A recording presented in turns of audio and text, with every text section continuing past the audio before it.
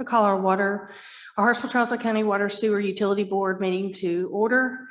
And I'd like to open the meeting and begin it with our invocation. And I'm going to ask Tony McFarland if you will lead us in prayer, please. Dear Heavenly Father, we thank you this time this evening to do your business, Lord. We ask that you give wisdom and knowledge, Lord, beyond and above what we have, and bless each and every one here. And in your precious and powerful name we pray. Amen. If y'all please stand, let's say the Pledge of Allegiance, please.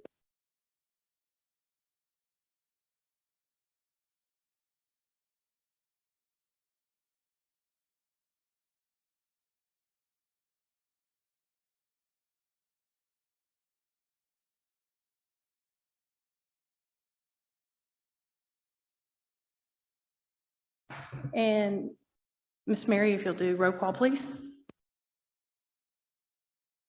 Here.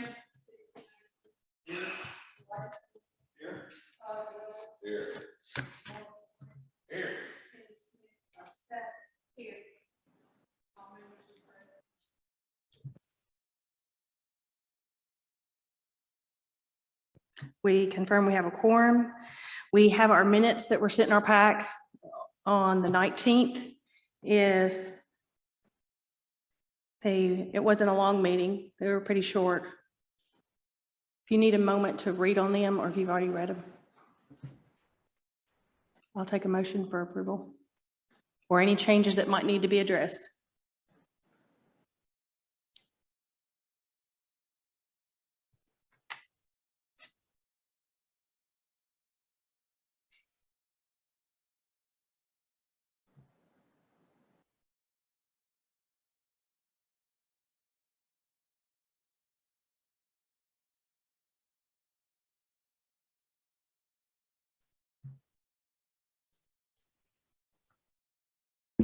Motion to approve the minutes.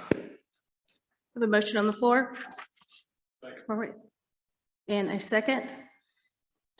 All in favor say aye. Aye. Any opposed? Motion carries. Thank you.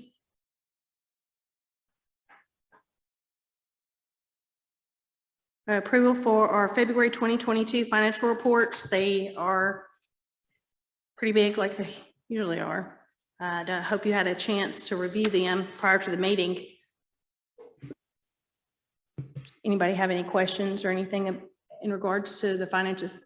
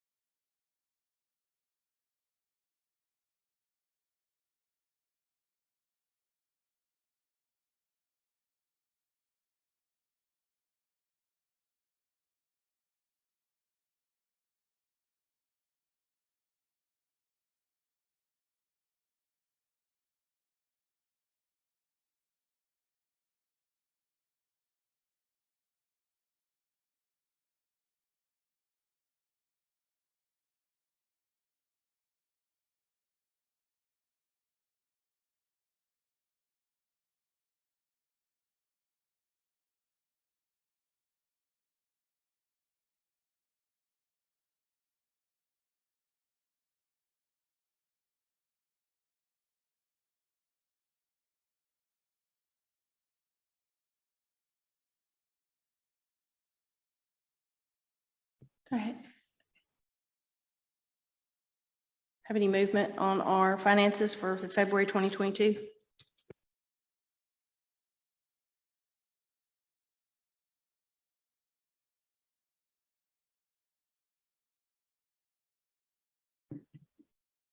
I'll make a motion to approve the financial report. Second. With our first and Todd Weber with our second. The motion, all in favor say aye, please. Aye. Any opposed? Motion carries. Thank you.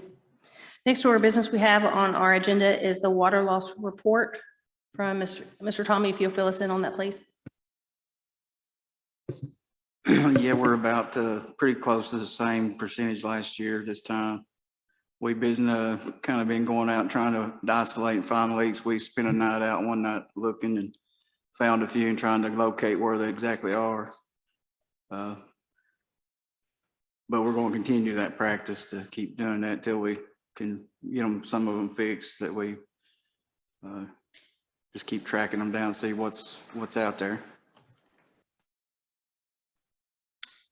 And they had an issue. They did come to put in that check valve at the water plant, but there was an issue with another valve that failed to work correctly. It wouldn't shut all the way off.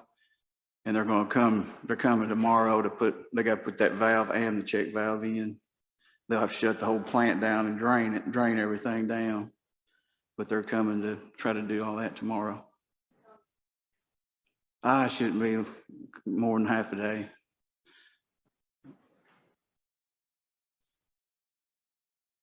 Anybody have any questions about the water loss report?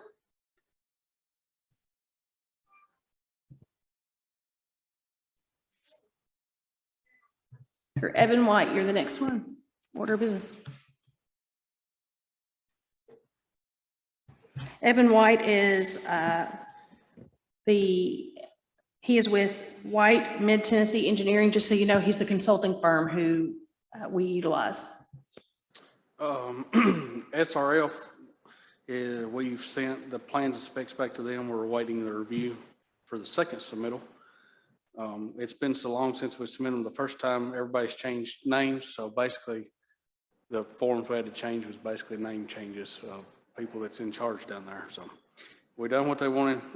We've got the state had some comments. They want us to go ahead and address them and get them reviewed, changed and sent back to them. So we done that. Tommy and the mayor signed off on them. So all that took care of. So your guess is as good as mine on when they're going to give y'all's terms on it. The municipal building for the water is in construction, as y'all can tell. And the 20-year plan, we're working on it right now. So we're gathering lots of information and data. And once we have all that compiled, we're going to probably sit down with Tommy and some of the plant operators and try to get everything in one day, maybe the information we need. I'm trying to get it to where it'll be a checklist to go through. It makes it a little bit easier. But that's where we're at on all of our current projects with y'all. I'll take questions or comments or anything. Anybody have any questions?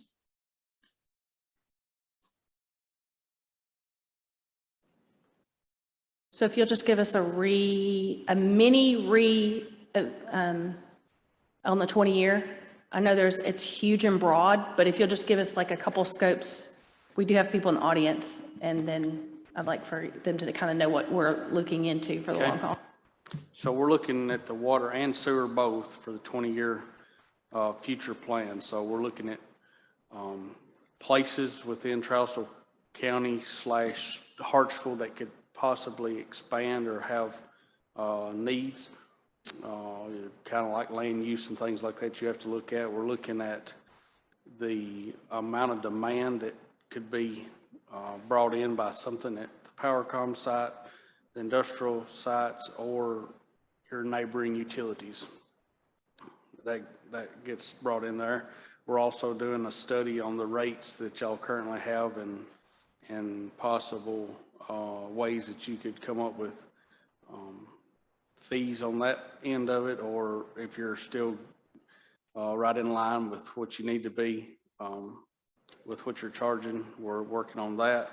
Also, you can look at possibly, I didn't say this, but we did submit for an SRF again for a water plant. So we put that in the works.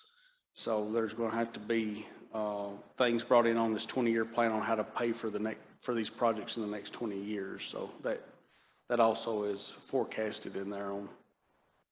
There's several ways: grants, bonds, money on hand. There's lots of things we look at on that, but it'll be in the plan. So that's a synopsis of it.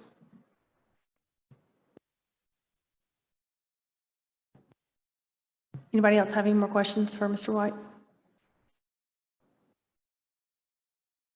You got off easy. Thank you so much. Thank you.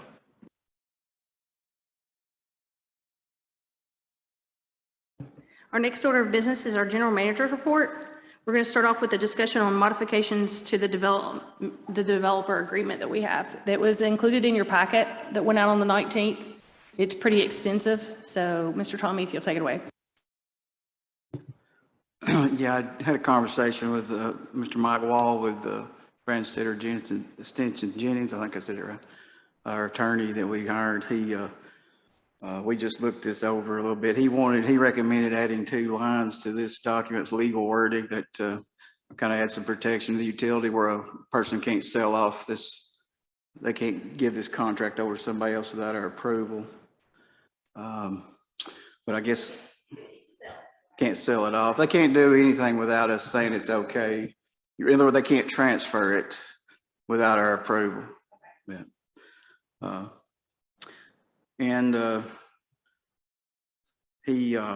Those are the 2 main changes. We talked about how we do certain things. We've not had to use the water where we charge people for the water, where they're wasting water. And his recommendation, and also the $100 fee where we inspect. His recommendation is roll those 2 out of there and just raise your 10% to 15 and cover those costs a little bit on the total project cost. So the 10% go to 15, and that'll cover those costs. And just delete those 2 line items out of this contract, and not refunded either. It will not be refundable. So I understand they'll still be charged the $100, but instead of 10%, they would be billed 15% in the event that there was water waste or water loss. Yeah, it'll just help cover those costs of our admin, our going out inspecting, and the water loss that we might experience. And it'll be 15% of the total. Evan has to give us that number, but it'll be 10% of that contract. The cost of the project is what they'll have to pay out. Ask. I thought you said 15%. 15%. It is 10 now. It would go to 15. Okay. Anybody else have any questions? Is there a sunset on this? Do you see a sunset with this? The 15%, it's just 15% until it's fixed? Is that how I read Well, that? that's just a straight up fee we charge right off when they come in and sign a contract.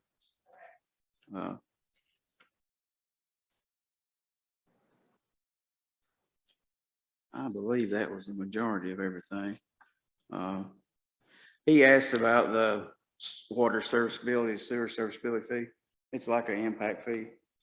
He did say it seemed awful low. And I said, well, when we first done this, back when I come here, the board set a fee, but they was kind of going to look into what it should be.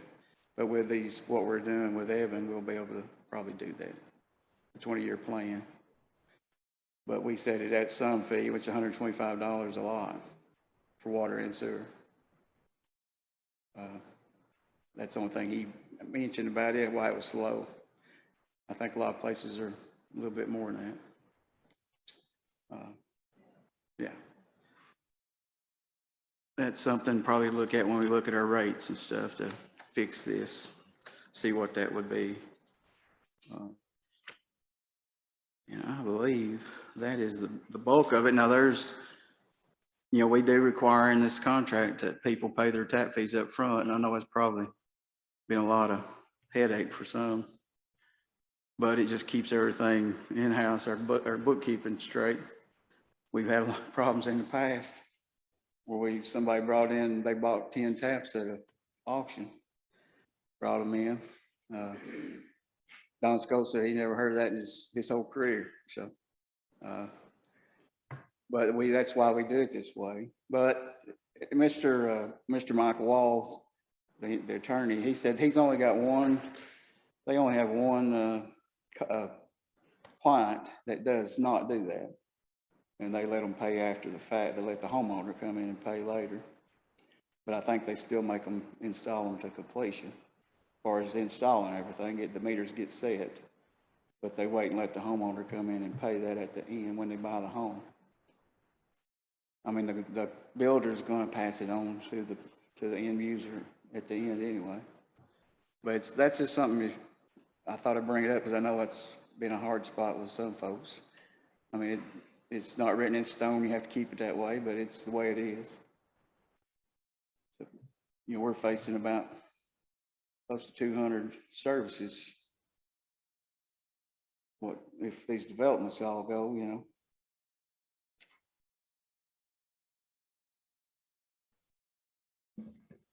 Yes, sir.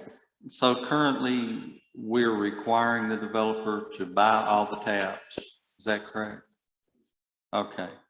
And they're paying the full, whatever, 3,500 or whatever it is? Okay. Okay, on all 30. Okay, okay. I know we've had discussions in times past about multi-residential units being off of one master meter. Are we going to look at that as well as individual developments for individual housing units and require them to buy a tap for each one?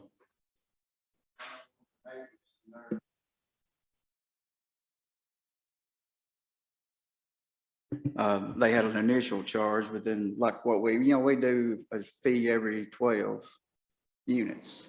They'll pay another tap fee. That's what we set up here. Some of them they pay for the tap fee, and then they pay $500 on every other one.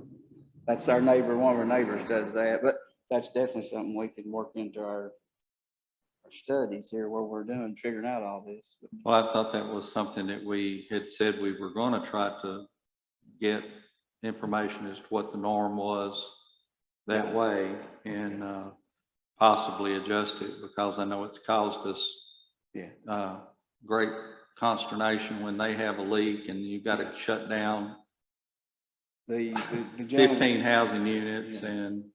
and the guy out here on the 113 unit deal, or home, whatever, townhouses, whatever they are. Now they've opted to put individual meters in. They're not doing the one big meter and paying the minimum bill on every unit. They've opted to pay for individual meters on every.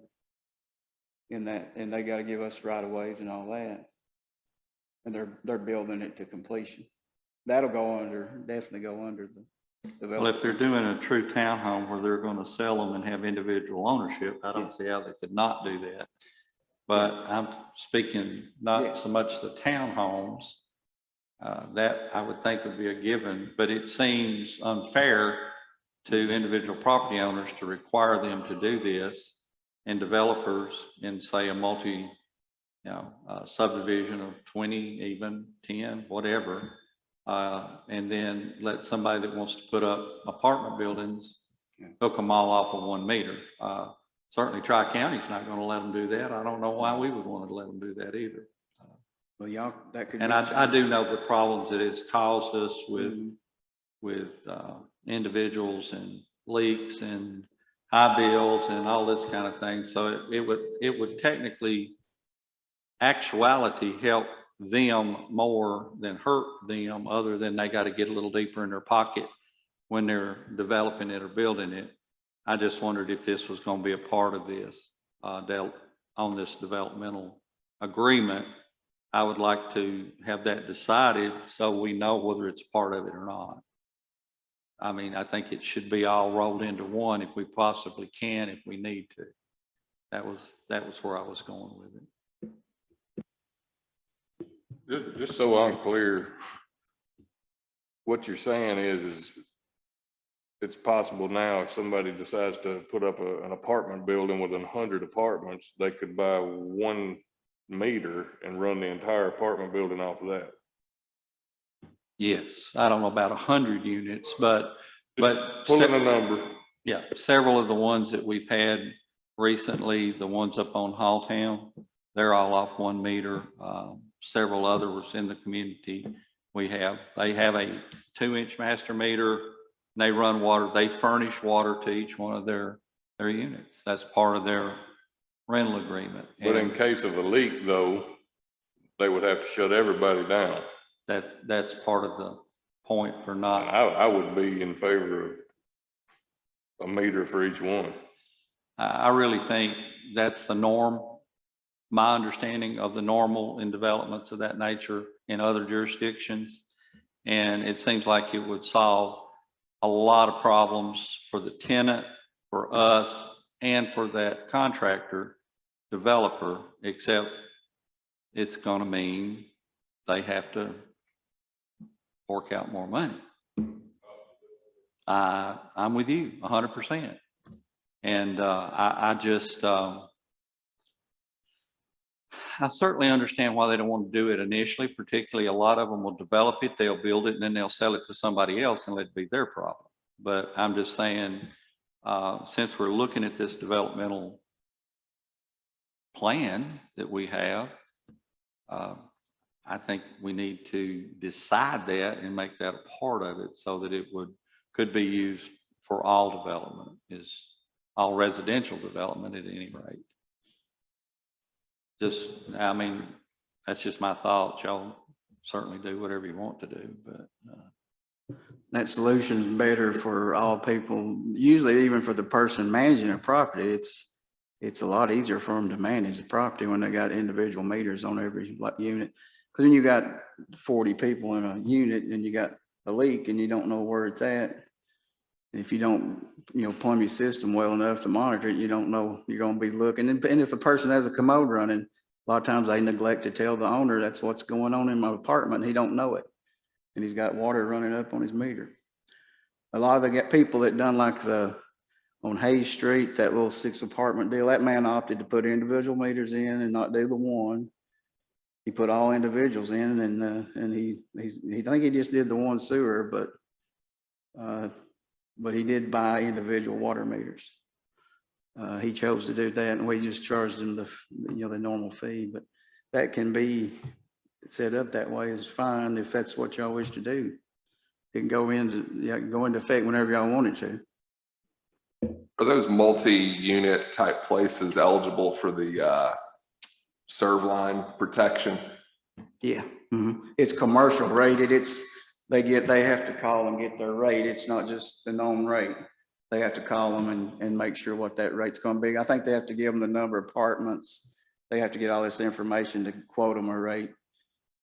In general, we have a commercial and a residential, but if it's something big like that, they would give a special rate to cover that. They'd have to call and get it though. I mean, I kind of feel like that's the risk of the builder of these apartments. If he installs a water system with a single tap and a bunch of lines and has leaks or whatever, that's on him. But if they're eligible for the serve line, I don't know if that's a good idea either. If you're going to build something and have the risk of the leaks. Well, I think it's very simple. If we require them to do it, they're going to have to do it, and they're going to do it. They're going to grumble, they're going to gripe, but they're going to do it. And it is the norm. It is the norm, I think. I don't think I'm out of, you would know better than me, Tommy, Evan, but when I have looked into it, that's what I've been, told others do.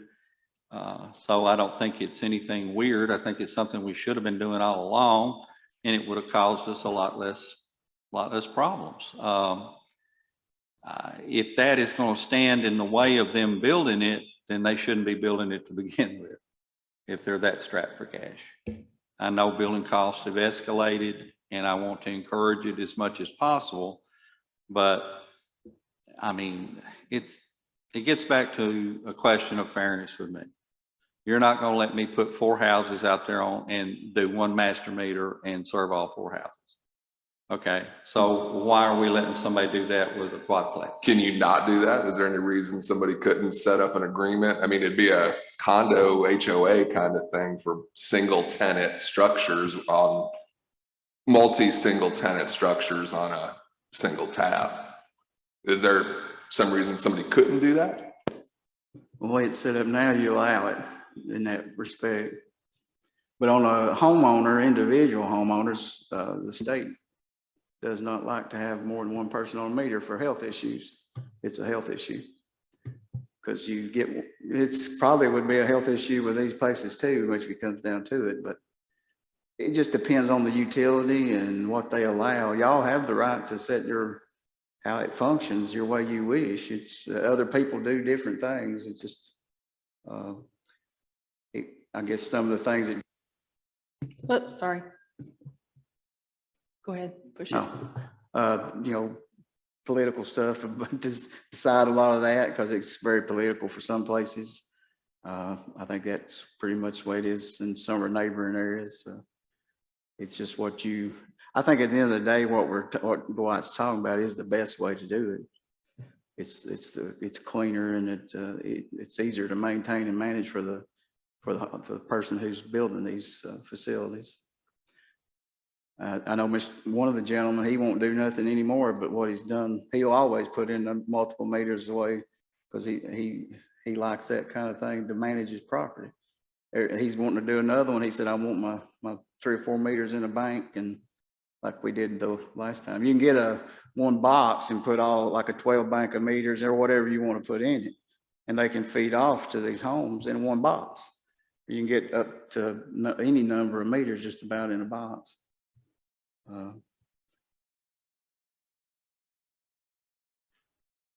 But it's up to the individual utility and how they wish to deal with their community situations, or how they want to take care of it. Well, unless somebody can give me a downside to it, I don't even see why we have to keep discussing it further, because I only see positives. Anything that's simpler and easier to maintain, and I'll say it out loud, brings the utility more income, I don't have a problem with it. And if they grumble and gripe, they'll grumble and gripe while they write a check. And if they're that close, then they're already out of business. So I hear that there's agreement. I don't know if we have to have a motion, but to add to that each dwelling would have its own. Is that understanding? A dwelling unit would be consisting of there is a definition for a dwelling unit, and that is a kitchen, sleeping room, and bathroom, bathing facilities. So if someone had a mother-in-law suite on their house and they didn't have a kitchen in it, that wouldn't qualify necessarily as a dwelling unit. But if we use that terminology, that's the terminology that's used throughout codes, at least, and that's the definition of a dwelling unit. So I think that would cover you on residential homes, on townhomes, on apartments, mobile homes, whatever. That terminology would cover everything if we went to that.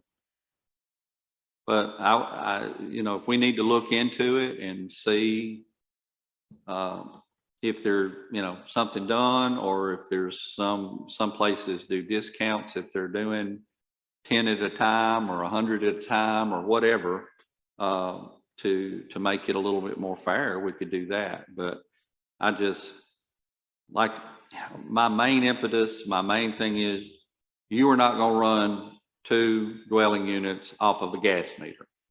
You got a gas meter for each one. You have an electric meter for each one. I see absolutely no reason we shouldn't have a water meter for each one. And that's my rationale. Tommy, what's our timeline on this contract being updated for the dweller? You need movement on it tonight, or if you do, I've got a couple more questions.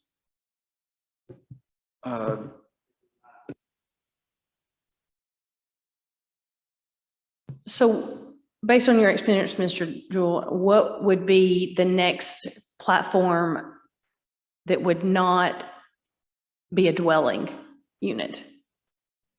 Well, so if you had a house, where you're totally dividing the 2 houses or 2 apartments versus a shed with a bathroom kind of thing and a kitchen. So typically it doesn't look at the number of bathrooms. I mean, a house can have 5 bathrooms, 1 bathroom, that doesn't matter. House is sized and your septic system sized off the number of bedrooms. I'm just saying, to be the absolute definition in codes of a dwelling unit, You have to meet all three of those things. So if you only have 2 out of the 3, it's not considered a dwelling unit. Like a guest house for a pool house, if you don't have a kitchen in it, it's not a dwelling unit. Okay, if you didn't have a bathroom in it and you had a kitchen and you had a place for people to sleep, or if you have one that has a kitchen and a bathroom, like a lot of people's pool houses, but they don't have sleeping quarters in it, that would not be considered a dwelling unit. But anything that has all 3 of those would be considered that. And that would cover, like I said, any type of construction from mobile homes, modular homes. If you wanted to build something in storage containers, it would still, if it has those 3 areas in it, it would be considered a dwelling. And I think that's what we need to use as a litmus test for whether or not it is or it isn't, is those 3 things. So just because it has a bathroom in it wouldn't necessarily make it a dwelling unit. Sleeping quarters, bathroom, and cooking facilities.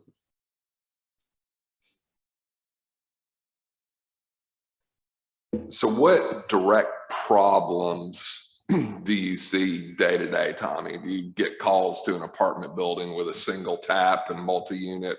For our business, the water department, what issues are there in that situation? Would you say that again now? Well, just day to day, you know, I mean, obviously we could sell more taps, but on the flip side, what are there costs to us for having that arrangement with a single tap and a multi-unit property? The ultimate, I guess, loss of revenue, upfront revenue. Just on the tap sales, right? Mhm. Well, the other issue is, like, for instance, we've been getting, the leak readings every day. There's several apartments on there every day that are doing nearly a gallon and a half a minute, and they do it every day. So they got leaks, and they got 1 meter, and they got all these apartments, and they don't know where they are. But that's still the end users That's the paying end for that. user. We're not paying Yeah, for they're that, still so it paying. doesn't matter to us. They're still paying their water bill, yeah. But we're not losing any revenue off the sales of the water. But we do get penalized we could be penalized for that much waste though, but if in our audit and everything, right? Okay, We're certainly having to treat that water at the Right. sewer plant. So it's increasing our volume there. If not, the biggest issue the biggest issue was when all of a sudden they have a massive leak, somebody leaves the bathtub running all night long, whatever. And then the owner builder comes in wanting their bill adjusted. And, we've addressed that to a certain degree, but that was the biggest issue in times past. But then they expect us, and if I'm wrong, correct me, to come out there and help them figure out where their leak is. I've looked at everything. I don't have a leak. Your meter's wrong. How many times have you heard that, Tommy? So this is going to keep that from happening is all. I mean, you're going to be able to pinpoint it. You're going to know which unit in that development has a problem instantly. And I don't understand why they wouldn't want to do that other than their upfront costs. So if maybe there's some way that we can help with the upfront cost of it to try to help with the problems down the road. I don't know. But I think if we're going to do this agreement, if we want to, now's the time to do that. If we don't want to, we're no worse off than we are now. Where my thoughts are going is that I'm picturing a tenant of a multi-tenant building that has a single tap, more than likely is going to be on the lower income side. I could be completely wrong, but I mean, when I was younger, I'd live in apartments, water included and that kind of deal. And it was always inexpensive apartments. I feel like if a owner of those buildings wants to take the risk of having a single tap and they have their leaks and their problems, if we can make sure or ensure that we're not losing money directly. The issue with, it doesn't matter if somebody has an issue with a leak there's 40 taps now that somebody says it's going to be your meter and not my leak. So that's just kind of what I'm thinking, where we're taking a freedom of a developer to arrange his business how he wants with a single tap for whatever reasons those may be. It's no real, aside from the tap sales, there's no real direct cost to us that I'm hearing, you know? There's also been issues where they would say they're doing 2 buildings of 4 units each, 8 units. Then the next time you come in there, they've been permitted and they have 12 buildings of 4 on that 1 2-inch tap. And then all the residents are complaining to him that they have no water pressure and things of that sort of issue. And there again,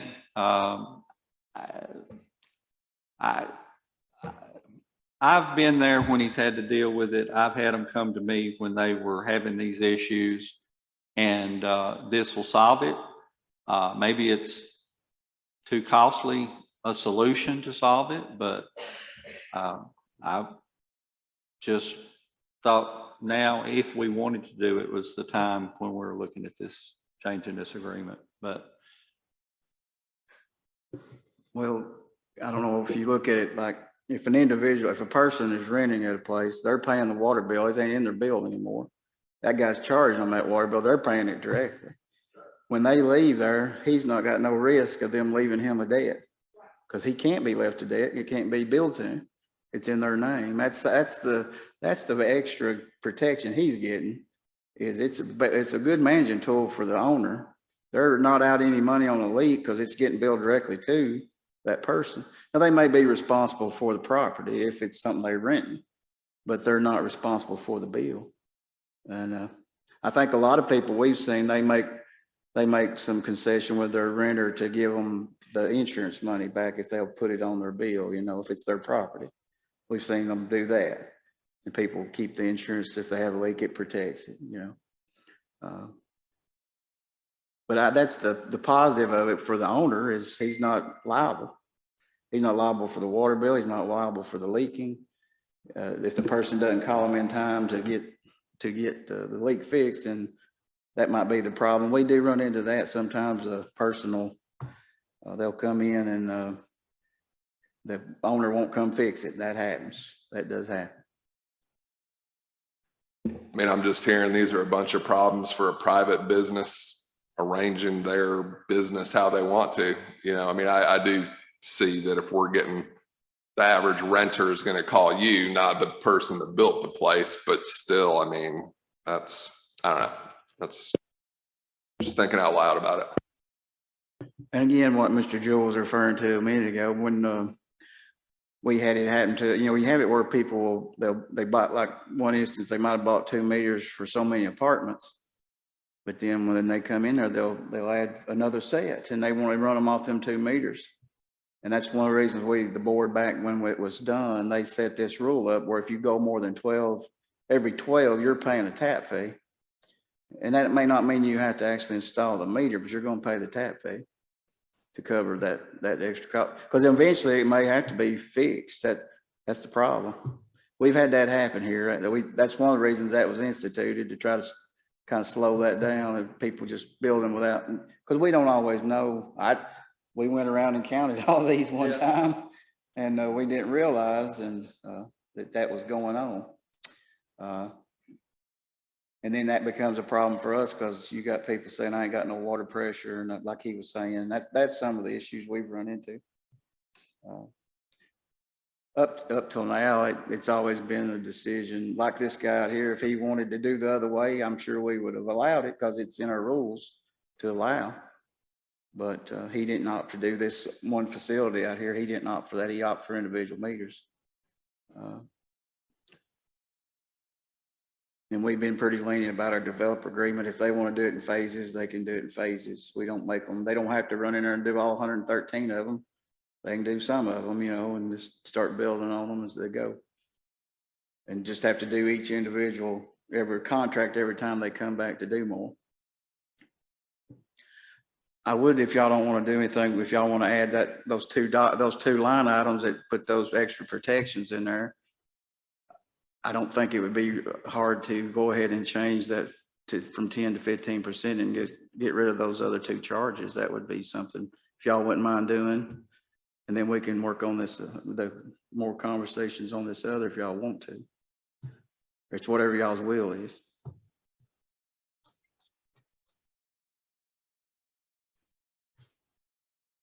I'm certainly good with doing that. Yeah, I feel like I'd like to hear a little bit more of the pros and cons on both sides. I mean, I just feel like there's I mean, I've personally lived in a lot of places that had single taps over the years, and there's gotta be a compelling reason on the other side. And I just curious to hear what it is. It may not be worth hearing and we move on the other way, but I don't even know what it would be, but yeah, I'm fine with changing the other stuff tonight.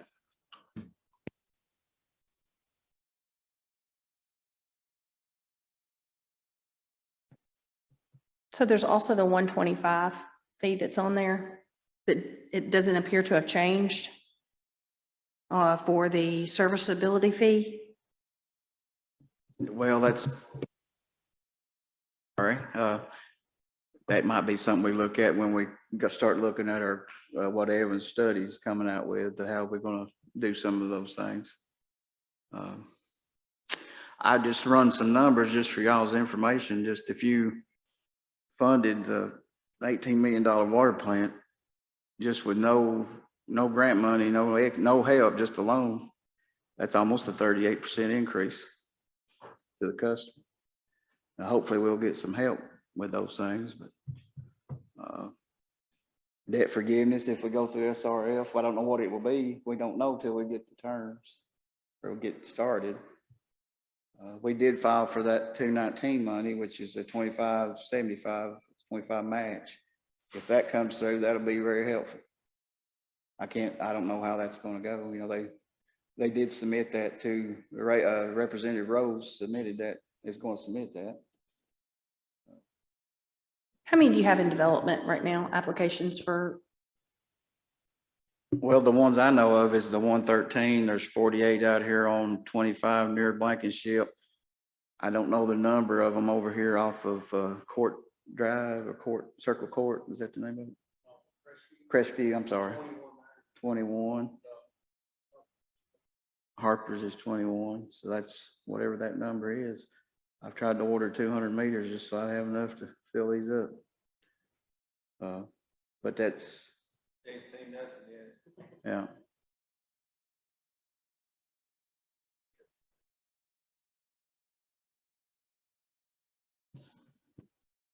I would make the motion that we go ahead and update this to reflect the change of 10% to 15% and delete those other items as Tommy has suggested.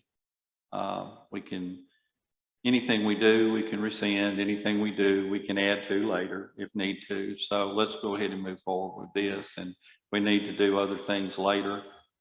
We certainly can. So that is a motion. Second. All in favor, say aye, please. Aye. Any opposed? Motion carries. Thank you.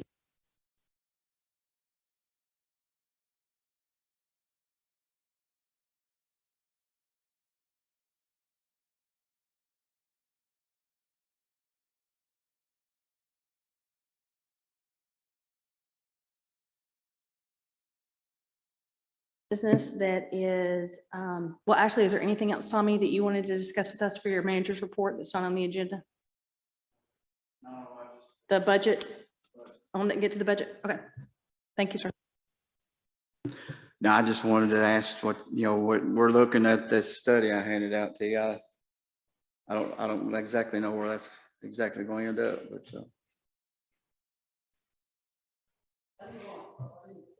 yeah, but Mayor, I think I ended up with not enough. I give one too many out. No.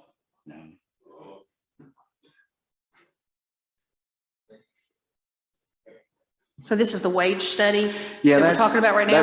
Yeah, that's just the utility part, and that it was around $40,000 total, what it would bump everybody up to according to that initial bump there. I think there was some discussion in the county level about the mayor might correct me on this, the cost of living on top of that. They're looking at different percentages. I didn't have time to get that together. I've not had a chance to go through the whole budget and look at it before I submit it to you. I'd rather do that before I submit something wrong. But there is discussion through the county level. I just want to make sure what y'all, I was going to put those numbers in the budget that's on that sheet and figure out a percentage like they're doing too, to go above and beyond that for a cost of living. If that's suitable to y'all, that's what I was going to do, unless y'all got other direction on that.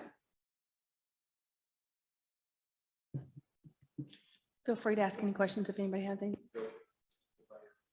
I Mayor, was go gonna say, ahead. what the county budget committee had decided to do was take the numbers that were given in the wage study and then get three options of what would it be adding a 2%. The consultant calls it cost of labor. Everybody else has usually called it cost of living. What would it be doing, figuring it on a 2% cost of living, a 5% cost of living, and then a 7.5%. So you would have three options looking at your increases to know, okay, if you do 2%, it's going to be this over what we're doing now. If you do 5%, it's going to be this number. And if you do 7.5%, it's going to be another number. I'm sure everyone to know we've had real high inflation or cost of living here increases lately. And so this would give kind of a better idea of what your options are going forward. I would kind of like to follow the county's lead on this and look at those same options going forward instead of just saying, well, we're going to do this, but you know, if it gets down to it, if we have those options, we could pick, but certainly if the board's got a different idea, that'd be up to our decision. I think to just follow up on that, the county, the reason we were doing those percentages was so that we could have some hard numbers as to how much it in dollars that equates to. It's easy to throw percentages out, so we would have some hard dollars to look at. And, you know, 2 years ago, if you told me we're looking at a 7.5% increase, I would have thought you were bonkers. But just to stay, just almost to keep people at even, you're having to look at that much. So we may wind up having to go more than that. We're just not sure. But I think if we had some numbers like that, I think it's pretty obvious that we're going to have to do something. We're going to have to do some increases, and we feel like the increases are going to be fairly dramatic in what they've been in times past. And I think everybody, at least on the Budget and Finance Committee, understood that. It was just trying to have some firm numbers to look at when we go into the budget hearings. The one thing, the figures that you have down here for you, Tommy, as a hourly amount, I thought you were salaried. Okay, then how do you get an hourly rate? You just took it and divided it by a 40-hour week or something? Mr. Jewell, this is a number the consultants used. They couldn't do salary, so they broke it down into hours, and that's what they came up with. Okay, so this is that job classification, not Yeah, necessarily. Okay. They based it on that job classification, and to calculate it, that they broke it back down into hours versus straight salary. Well, I mean, we just was presented this just before we sat down, so I didn't. Okay. I think to say what I just said, to sum it all up in a circle, we know we're going to have to do something. We know, and I think it would help us to have multiple levels of dollars applied to this to know. That's yes. And I think it's going to be easier for us to understand, easier for us, and I'm saying us, me, the mayor, and the commission, if we mirror what they're doing. That's all. In the way it's presented. I can respect that. I understand that completely. If you will give us for the breakdown based upon the criteria and graph that the county's come up with. This way, hopefully nobody will lose out. And we've got to keep people managing the water and coming to work.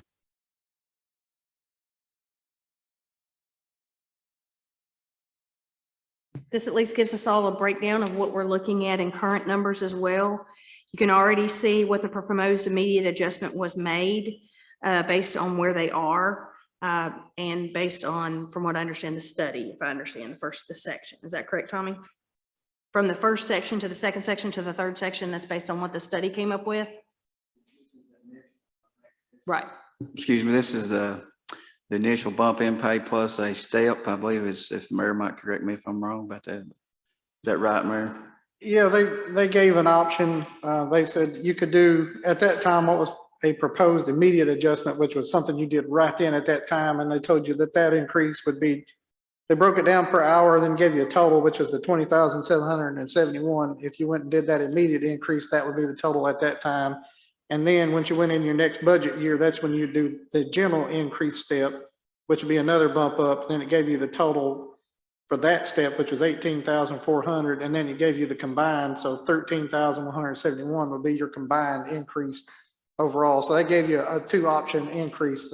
So an initial step and then the final step, and then you combine them together, and that should be going into your next budget year. Your combined increase total at that time would have been 39,171. So whatever you decide on your cost of living adjustment will be above the 39,171.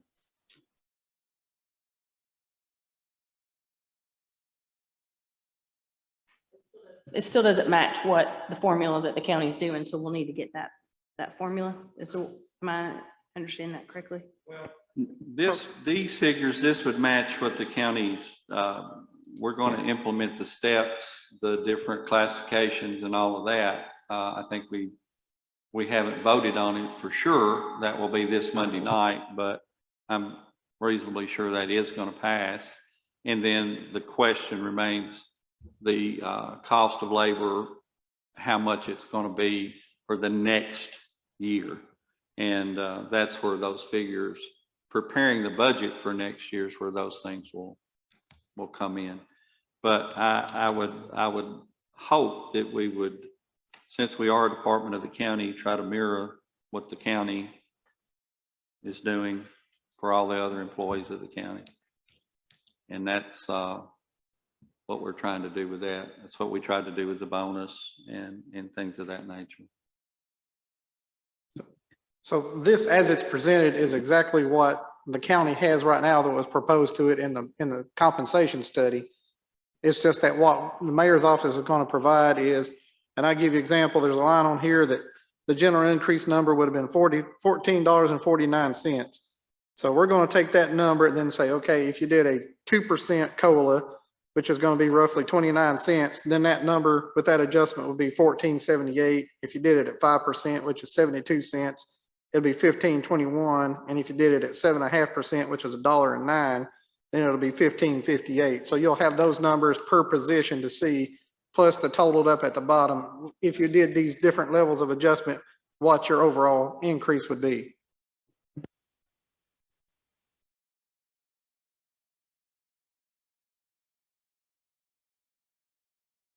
Do you need anything else on that, Tommy? I'd like to. I didn't have this on the agenda, but I got a price for a truck. We got one depreciating out this year. I'd like to replace it. But you gotta, if you don't order it at the right time, you've been there before, Joe, you don't get it. So I'd like to go ahead and prove that. It's just a depreciation. It's 52,000. I don't know if I got y'all a copy of it, but it's a 3/4 ton pickup with a utility box on it.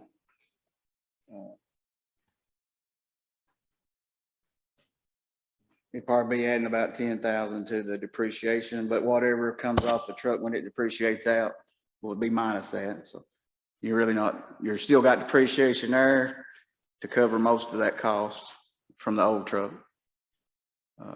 It's not going to affect the budget, to what I'm saying, in a big way or anyway. It won't affect the budget in a big way because you've got a truck depreciating off. If it's $8,000 and you had 10,000, you just got to come up with $2,000. So it's not a big increase to the budget in any means. And we do have the cash to pay for it. Something like that, yes. That's an example. Are we going to surplus the old truck, sell it? Yes, or sir. Were you gonna keep it in the fleet or? I might keep this in a little while, but I've got some I'm gonna sell, some older ones. We got a few flatbed Ford and a Ford van that we don't really use a lot. We tried to use it, but didn't work out. There's a few items I'll be selling off too. Just out of curiosity, 13,354 in the options, what exactly are your options? It's just a touchy subject, pickup trucks in this county, how much money gets spent on them. I'm just curious what options you're getting on it. I think it's, you're talking about things like power windows, things.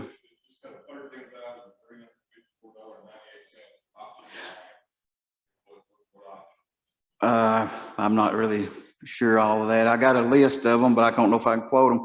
It's basically, I think most of that's the adding of a utility box bed to the truck. It's a standard bed. And that's fine. I got no problem with power steering, air conditioning. Yeah, it has all those things. Yes, sir. Some vehicles get bought in this county and we get a little extravagant.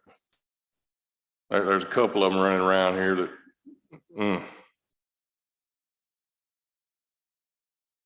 Well, it's my understanding, I asked the lady about this, about downgrading. It was a funny conversation, but just mentioned this. It costs more to downgrade it to a crank windshield than it does to put the, I mean, I'm used to doing that myself when I bought them in the past. I don't really like power windows, but. no, I like I said, I got no problem with stuff like that. I just, making sure we ain't buying chrome wheels and tinted windows and, stuff we don't need. Probably things like tow package and hitch and larger alternators and the things that. We're not getting a police pursuit package in a pickup truck. Oh, that'd be good. This truck is a diesel, so it's not a gas burner. We bought gas burners in the past and they're pretty good trucks, but we hope this one will haul stuff a little better. It might be a little more powerful. You're gonna have DEF. That'll be an added cost, and We have it now with all other. you can't get it in bulk in Hartsville. You have to buy it in bottles, which is more expensive.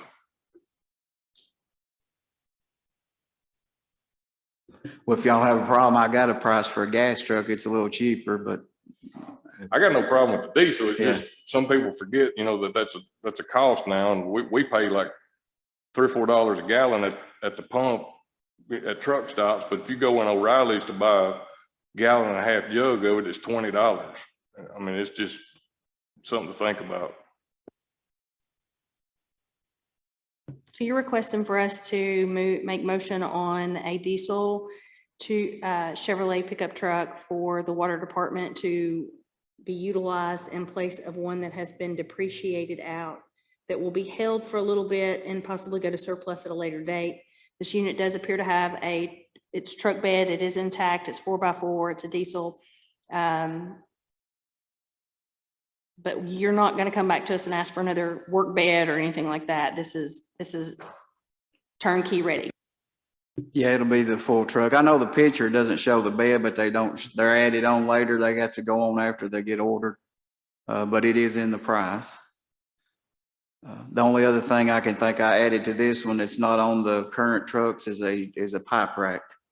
We don't have one, and they're pretty handy to strap your pipe down on top we don't have those on any truck. Where I come from, every truck we had one, but just makes it easier to carry your pipe around, just strap it to your truck and go on down the road.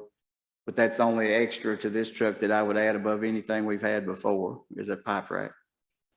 And do in the shop. Well, we might could fix one, but it comes with the bed. It comes with it. It could be made, yes. I guess it could be.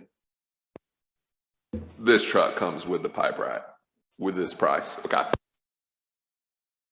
The price covers that, yes. Tommy, I'm looking at this and it's got a grand total of 67,402.30.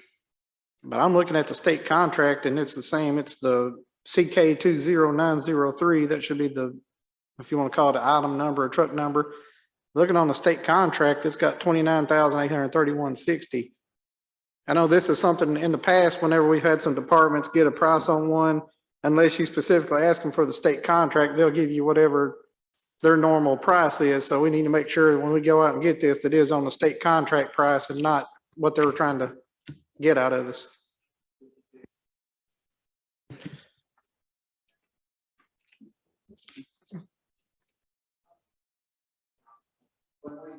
Excuse me, Mayor, when we get these, it is, Wilson is a state contract provider. So they're the ones listed as a state provider of those contracts. Well, they are, it's just in recent months, whenever we've priced one, unless we specifically told them we were going under the state contract number, they tried to get the full price and not the state contract price.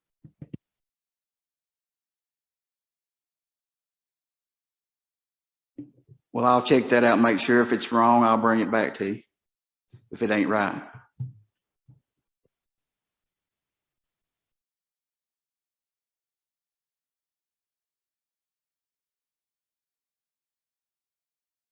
Whatever y'all wish to do with it. They're gonna stop production, taking orders for this year. If you don't get it ordered very soon, you're not gonna be able to even order it and have firm pricing until probably after January of next year, or November, December, somewhere toward the end of the year. That's what we've run into. They cut off and start tooling up the factory for the upcoming year. And they'll stop taking orders. They don't sell you one off the lot for state price. They order it, and when it comes in, then you get it. If you buy it off the lot, that may be in what he priced was 62,000, the one that's sitting there. But typically, if you have to order it on a state bid, it's a couple of months lead time. And we've run into this multiple occasions where we were trying to wait into the next budget year to do it. And then all of a sudden they've cut off for the year. They won't even give us a price, or they'll sell us one on the lot for a lot higher price than the state price. And so he's exactly right. If he's going to get it ordered in this year's models, he's going to have to go ahead and get it ordered. He does have two that are depreciating out next year on his capital. Yeah, and I'll replace them next year too. We'll get 2 new ones then, when we depreciate those next year.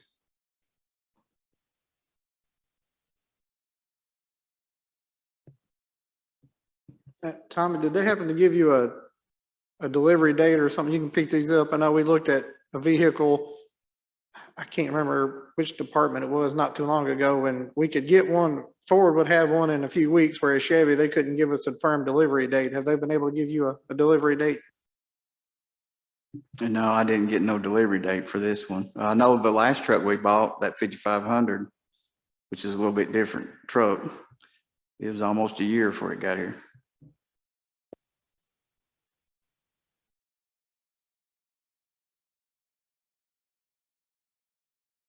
Have you, I would say, and I know, I'm not sure when the contract prices are renegotiated, but I know that's bit us one time too. We tried to get one and waited a little bit closer to the budget year, and then they told us to hold off because they were redoing the contract prices, and of course the price went up. So I would say, let's go ahead and move on it and try to get it. I mean, this 4-wheel drive 2500 Silverado at 29,831.60, I think that's a good price, and I think it's only going to go up. And I believe we're going to have to get in line for whatever that delivery date's going to be instead of waiting longer. Then it's just going to be pushed off even further. So I'd make a motion to go ahead and approve purchasing the vehicle. have a motion? We have a second? All in favor? Any opposed? Motion carried. Thank you very much. Got one more thing? I got a thought about asking y'all what y'all's opinion is. It'd be purchasing equipment to build water lines. But it's 4 pieces of equipment. I'd ask to hire 2 more people. And if y'all want to look at that, I don't know if that could be used. I'm not saying it would be, but ARP funds could buy that equipment if y'all wish to, but we could use it for both sewer and water projects. It's up to y'all. I know y'all want to be getting into this. I think we could do it cheaper than anybody can as far as putting it in, but that's just a thought.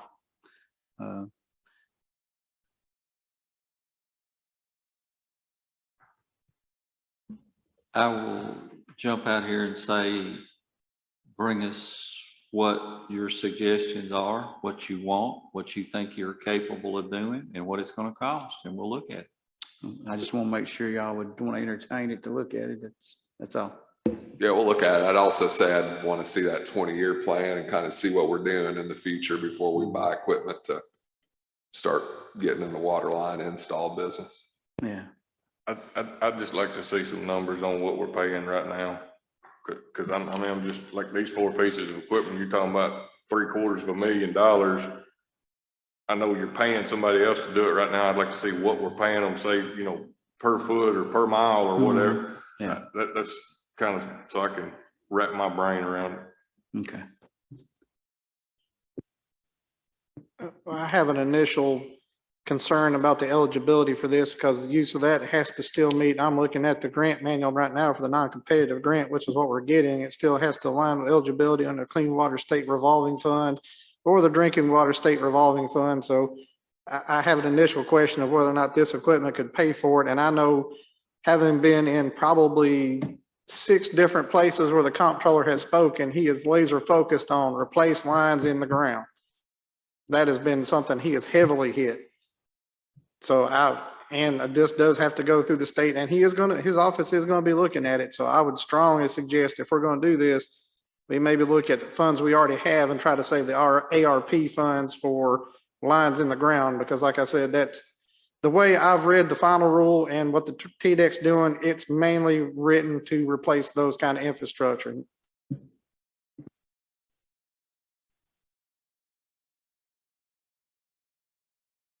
Yeah, Mayor, I'm not sure it could be. I just thought it might be. You'll know more about that than I would.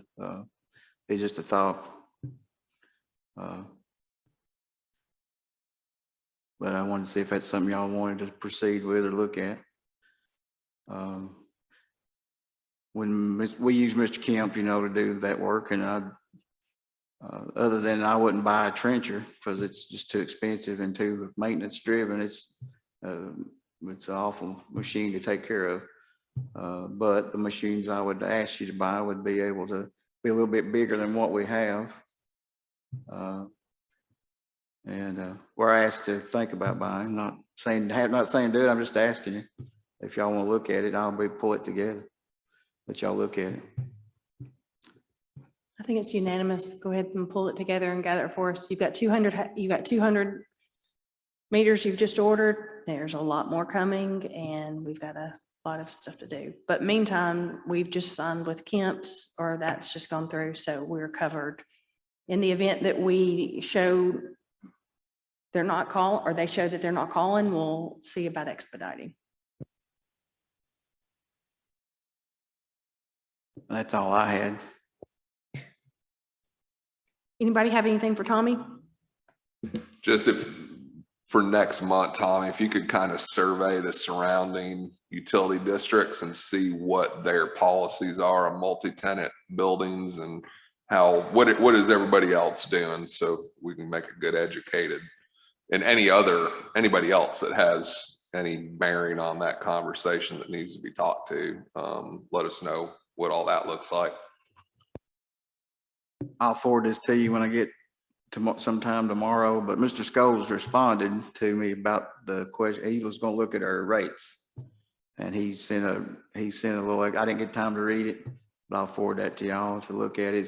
I think he was explaining, he had actually quoted some Tennessee code and all I think the gist of it was that our rate structure right now looks fine because we're making that percentage they recommend you have like a 1.1% debt ratio or whatever, and we're right at it. We wouldn't have got a loan from TDEC if we wouldn't, but he said there's more there's more to it than just looking at everybody's rates, and there's more goes into looking at it, I guess is what he was kind of gisting about, but I'll forward that to you. I didn't get to read it all. I just kind of grazed over it because I just got it before I come here. But yeah, I will pull up what information I can find on what other policies are for other places and surrounding areas here. There's a little bit more information that was put in the packet. You're all welcome to look at your leisure on some of the TAP stuff in the past. And then if anybody have anything else for him? Yeah, just sometime in the next couple of months, Tommy, if you could update us on where we're at with the fire hydrants and stuff. No rush, just next 2 or 3 months. I know you got budget coming up and everything. Well, that's something we're about to start back on putting them in. I actually purchased through my ability to spend, I bought about 60 more because we couldn't bid them out the way that was set up. So it wouldn't have, we wouldn't have got the same price. So, but through my spending ability, I just bought many purchases and bought about 60 more fire hydrants and some valves and other things to do some more work with. It's where that price went up. So I did purchase that many, but yeah, we're about to fire back up, getting some installed. Are all 60 locations allocated at this time? Well, my focus is removing a certain one brand of hydrant that we don't have no tools for. We got quite a bit of the Muellers. That's going to be my focus from here on out, is try to get as many of them out of the ground. We got the bulk of here in town pretty much done.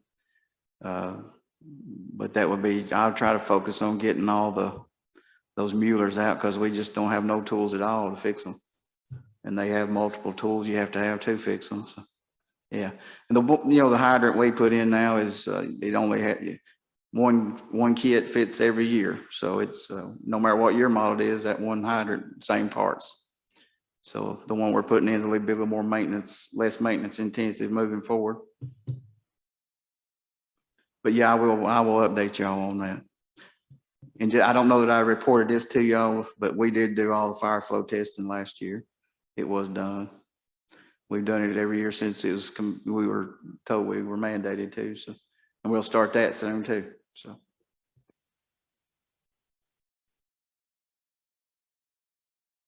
Next order business on the agenda is any public comments. If you all have anything that you two might want to say, you're more than welcome to. This is your moment. You're welcome back anytime. Thanks for coming. So, next order of business is our board member comments. If anyone has anything. Well, Mayor, if I can start with you, and we'll just go across the room if that's okay. Yeah, I just said we need to start looking at what project we're going to submit for the TDEC non-competitive grant. I believe the application period for the non-competitive opens, I think, in June. Evan might know if that's correct or not. So I think we need to start looking at what project we're going to fund. And I do believe that kind of coincides with the 20-year plan Evan's working on. So again, I just want to let everybody know we need to start looking at that, because we do have to submit that application, and it is going to have to go through the process. Even though we're not competing with anyone, every county is getting a certain amount of funding. They still have a sign off on what our project's going to be. So we need to start looking in that direction. Of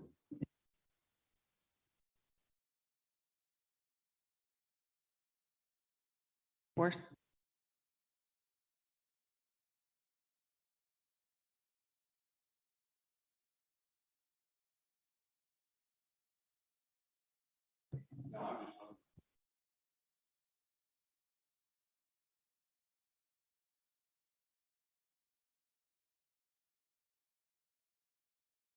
Do I hear a motion? May we? Motion to adjourn. Second. All in favor? Have a good night.